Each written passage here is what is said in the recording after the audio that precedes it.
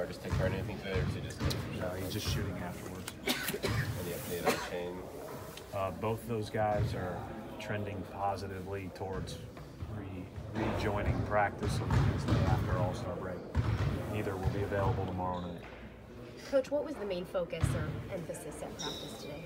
Well, we went through some film yesterday, which I thought was really good, and it was more about, you know, we did a lot of good things in those first 2 quarters, 2.5 quarters the other day.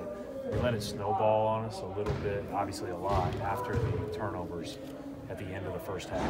But for the most part, you know, my biggest thing was more, we've shown great resilience all year in fighting back. Things haven't gone our way. We didn't do it as well Sunday, but we actually did better things in the first quarter and a half, especially in the offensive end, than we've done in a while. So it was probably more beneficial to watch and kind of review. I took more positives out of it than I thought, when it otherwise was a really tough day. At this point, Coach, right before the break, what's the key to maintaining the level of focus that you obviously want to have as you close this thing out? You guys are going to have to do that regardless. We all have a job to do. I don't think anybody, you know, obviously we're playing a really good team tomorrow that's kind of a new look again. You know, it's one of our games in a row now where you've got a totally different look than the first time you played them. So Clippers are playing great, and we're going to have to be really focused and well prepared to play well tomorrow. From a preparation standpoint, Coach, when you talk about new look teams, what's the challenge, the biggest challenge of trying to make sure your team is ready to go against a team that looks very different than what you've seen before? Well, a lot of times it comes down to, obviously, they're going to, no matter what they're running, they're going to do what they do best. I mean, nobody on the CAVS that joined the team did anything out of what they usually do, right? Maybe they made shots at a really, really high level in the first game with them, but like, for the most part, that's what Clarkson does, that's what Hood does, that's what Nance does, that's what George Hill does. So it's not like you haven't seen these guys before. I mean, Avery Bradley's playing for the Clippers for the first time, but we all know Avery well. We all know the great things that he brings to the table. Tobias Harris was playing near an all-star level in Detroit. We know him well, so like at the end of the day, you know, they're fitting those guys into what they do best.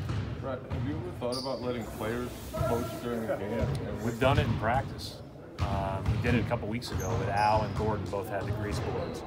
I can't remember if I've ever done it like in the middle of a game where, hey, go and draw it up.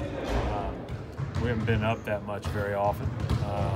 But, you know, we've talked about that stuff. I totally get where Steve would be coming from with that. What were the benefits for you of having Al and Gordon do that, and why did you have to do that during practice? We just do that to look at it from a different level, different perspective. I think, you know, and it's hard. I think it'd be harder for the younger guys to do it, but those guys understand what all 5 guys are doing in an action because they understand why you're trying to do it. You know, when you're a young guy and put in new sets, or you're running 25 sets for the first time or whatever, you're just thinking about where you're supposed to be. You're not thinking about why everybody's where they are, you know, who's a decoy, who's running a cut just to cut, who's running a cut to score. Like, and sometimes I think that obviously when you've got guys like Gordon and Al that have been through it, seen 1,000 different things played out throughout the course of their NBA careers. It was a practice where Al was sitting out anyway, so it was kind of a fun curveball for me, at least. Plus, it's a lot less work for me. Just integrating Greg Monroe on his first full practice today, how is it going to be doing that? Because you have a lot of guys that seem like they're kind of interchangeable. You kind of go in and they do similar things to what the guy coming out. Greg has kind of a different skill sets and different strengths and maybe some different weaknesses. Yeah, I think the biggest thing is a lot of our interchangeability would be across a bunch of different positions. Obviously, Greg is going to play mostly the 5 for us when he's in, and there are a couple of other guys that would be that. You know, obviously we've played Baines there. Tice has played almost exclusively the 5 this year, though he has played some minutes at the 4. And then we like to play Al late in the game at the 5. So, you know, it'll just depend on night to night, matchup to matchup, kind of how we want to go and everything else. We're learning each other. And I thought he was good in practice today, and he'll probably benefit the most from days like today or days like the Wednesday after we get back. Are there different things that you put in specifically for his skill set offensively? Yeah, I mean, we have not done that outside of after timeout plays yet. There are a couple of things that we think we already have in that fits his skill set well, but that's something that after the break we will certainly look to do. At this stage, I think you have 24 games to play, 23 after the break. You're never satisfied, and you've said that before. Are you somewhat satisfied with your team, remotely satisfied where you are now? I mean, I've said all along, I don't think we're quite as good as our record, and I think we've got to get a lot better. I still feel that way. I don't, it's after a tough week, sometimes it makes you take even more of a hard look at it, and it reminds you that you're never as bad as you think you are. And I think there were a lot of things that we could do better in the last few games, but there's a lot of things that we can build off of. I think getting healthy after break will help us greatly. But our team has done a good job of not leaning on that. We've covered for a lot of guys out all year, and we're going to have to do it, again tomorrow night. So you're saying after this past week you looked at it, it wasn't quite as bad? I think some things about Toronto, first of all, I think against Toronto we need to play fast. I think we need to have, obviously with Shane and Smart, they will play roles against those guys.